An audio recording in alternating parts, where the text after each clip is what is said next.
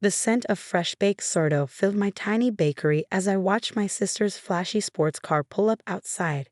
Even through the window, I could see the contempt on her face as she surveyed my modest storefront. Sweet Dreams Bakery, barely 800 square feet of space in a less-than-trendy part of town. "Oh, Olivia," she sighed dramatically as she walked in, designer heels clicking against the worn tile floor. "Still playing with your little hobby, I see." I continued kneading the dough in front of me, not bothering to look up. "Hello, Sophia. What brings you to my little hobby today?" My sister was the CEO of Golden Plate Restaurants, our family's chain of upscale dining establishments. 30 locations across 3 states, each one a temple to overpriced mediocrity. But in our family's eyes, Sophia was the successful one. I was just the disappointment who'd walked away from the family business to bake cookies. "Mom and Dad wanted me to check on you," she said, wrinkling her nose at the flour dust in the air. "Make sure you're managing." I knew what she really meant. Our parents had been concerned ever since I used my inheritance, a measly tenth of what Sophia had received, to open this bakery instead of taking my expected place in the family business. "I'm managing just fine," I replied, shaping the dough with practiced movements. "But you didn't drive across town just to ask about my welfare." Sophia picked up one of my business cards, holding it like it might bite her. "Actually, I came to invite you to the opening of our newest restaurant, Golden Plate's 30th location. It would mean a lot to the family if you attended." I remembered the last family gathering I'd attended 6 months ago. The endless jabs about my quaint little shop, the pointed comments about how some people just aren't cut out for real business. Sophia had spent the entire evening describing her expansion plans while our parents beamed with pride. "I'll think about it," I said, knowing I wouldn't go. "Don't think too long," Sophia smirked. "Though I suppose you're not too busy here." She gestured to the empty shop. What she didn't know was that my little bakery was empty because every loaf of bread, every pastry, every cake had already been sold out for the day, just like every day for the past year. She didn't see the line that formed outside my door each morning, the loyal customers who spread the word about my artisanal creations, the food critics who had started taking notice. She also didn't know about the food science degree I'd earned while working in our family's restaurants, learning everything I could about the chemistry of baking, or the business classes I took at night, preparing for the empire I planned to build, one perfect loaf at a time. Most importantly, she didn't know about Sweet Dreams Enterprises, the corporation I'd quietly established, the one that had been buying up failing bakeries across the country, transforming them with my recipes and methods, building a network that would soon rival Golden Plate's reach. "You know," Sophia continued, examining her manicure, "there's always a place for you at Golden Plate, even if it's just managing one of our dessert stations."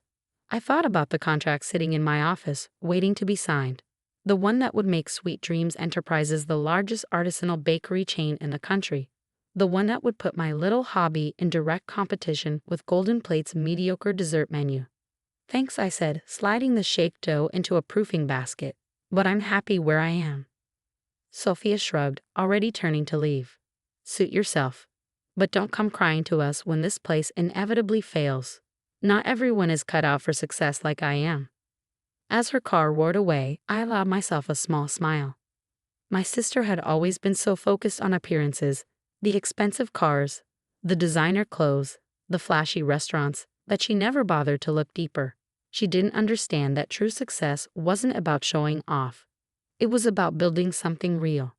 I learned that lesson early, working in our family's restaurants. Golden Plate had started as my grandfather's dream, quality food served with pride. But under my father's leadership and now Sophia's, it had become a monument to shortcuts and cost-cutting.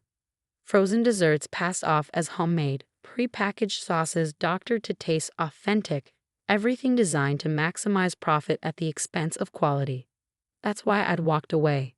That's why I'd started small, perfecting my recipes, building a reputation for excellence. While Sophia was busy expanding Golden Plate's empire of mediocrity, I was creating something authentic. The bell above my door chimed as my first afternoon customer walked in.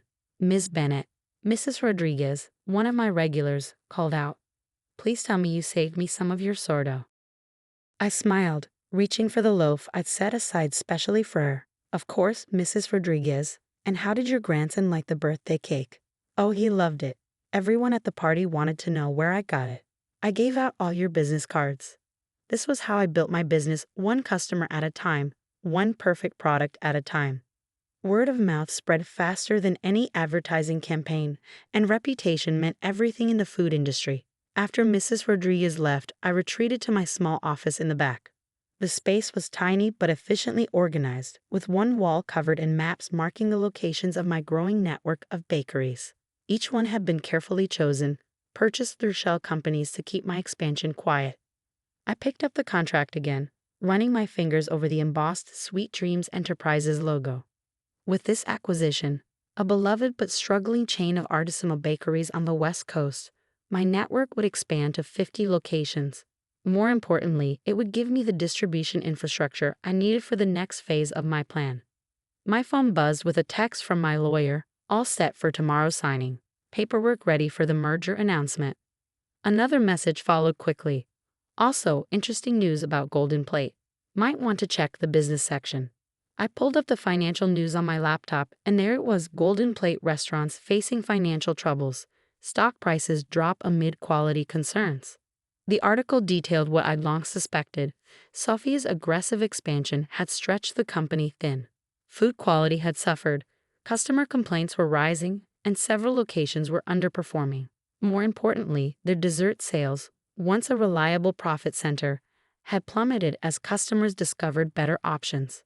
Options like Sweet Dreams bakeries, though the article didn't make that connection. Not yet. I leaned back in my chair, thinking about Sophia's invitation to the new restaurant opening. Maybe I would attend after all. It would be interesting to see my sister's face when she realized that her successful chain was failing while my little hobby was about to become the biggest name in artisanal baking. The next morning, I arrived at my bakery well before dawn, as usual. The smell of fresh coffee mingled with the yeasty aroma of proofing dough as I prepared for another day. My small team of bakers, each one carefully trained in my methods, worked quietly at their stations. As I checked the day's orders, my phone buzzed again.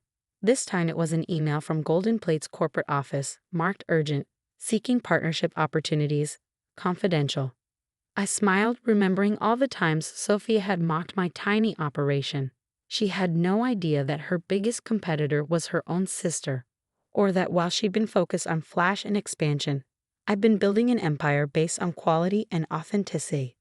The line outside my door was already forming, loyal customers waiting for their daily bread, new faces drawn by growing word of mouth.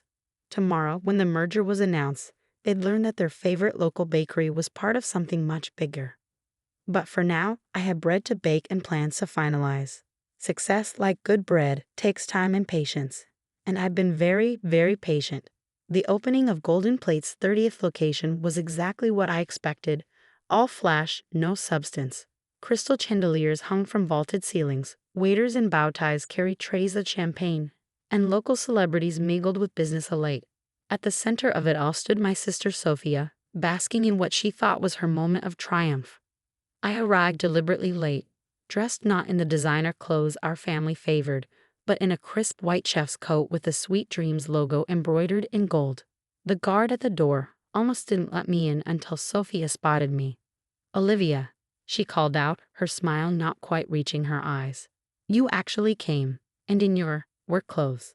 "Wouldn't miss it," I replied, accepting a glass of champagne. "Interesting choice of location. Isn't there a Sweet Dreams bakery just down the street?" Sophia's smile faltered slightly. "That little place, hardly competition for Golden Plate. Though their bread is surprisingly good, we might consider acquiring them for our dessert division." I hid my smile behind my glass. That little place was one of my most profitable locations, and it had been steadily stealing Golden Plate's dessert customers for months. Our parents approached, father's face already flushed from too much champagne. Olivia, finally ready to admit that real success requires thinking bigger than a small bakery. "Actually," I said carefully, checking my watch, "I came to make an announcement. In about 2 minutes, if you'll excuse me." Before they could respond, I made my way to the small stage where a band had been setting up. The merger announcement was scheduled to go live any moment now. "Ladies and gentlemen," I began, my voice carrying across the suddenly quiet room. "First, congratulations to Golden Plate on their 30th location. It's quite an achievement, I paused, meeting Sophia's suspicious gaze. But I'm here to announce an even bigger achievement. As of 5 minutes ago, Sweet Dreams Enterprises has completed its merger with West Coast Artisan Bakers, making us the largest artisanal food company in the country. The room erupted in murmurs. Sophia's champagne glass froze halfway to her lips. Sweet Dreams Enterprises, my father demanded. What are you talking about? I pulled out my phone and projected the news headline onto the restaurant's white wall. Sweet Dreams Enterprises emerges as food industry giant. Merger creates network of over 50 locations. That small bakery you've been mocking. I continued, enjoying the shock on their faces. It's just one location in an enterprise that now spans 15 states. An enterprise that, I might add, has been steadily outperforming Golden Plate in every market we share. Sophia lunged forward, grabbing my arm. This is impossible. You run a tiny bakery. You bake bread. I built an empire. I corrected her, gently removing her hand. While you were focused on appearances, I was focused on quality. While you were cutting corners to maximize profits, I was building a brand based on authenticity. The room had gone completely silent. Everyone was staring at their phones, reading the breaking news about Sweet Dreams Enterprises and its mysterious CEO. Me. But the money, my father stuttered.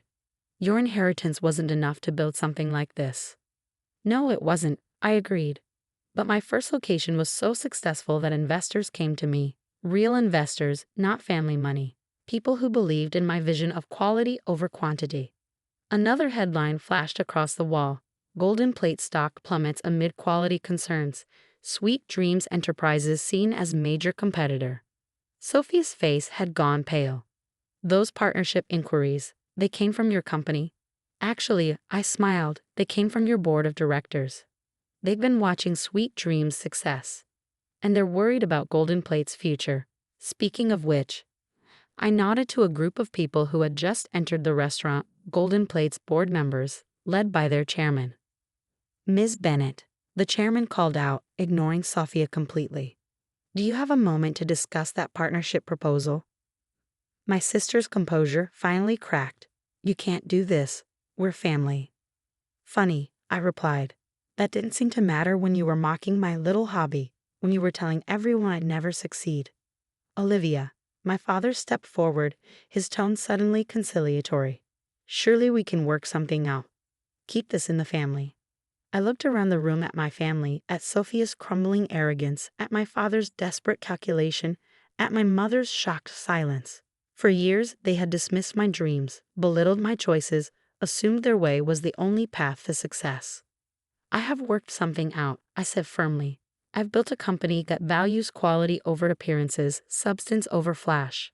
A company that treats its employees with respect and its customers with honesty. That's not going to change. The chairman cleared his throat. Perhaps we should discuss this privately. I nodded, then turned back to my family. You're welcome to apply for positions with Sweet Dreams Enterprises. We're always looking for talented people who are willing to learn our way of doing things. Starting from the bottom, of course. The bottom? Sophia's voice rose to a shriek. I'm a CEO. We're a CEO, the chairman corrected her. The board has called an emergency meeting for tomorrow morning.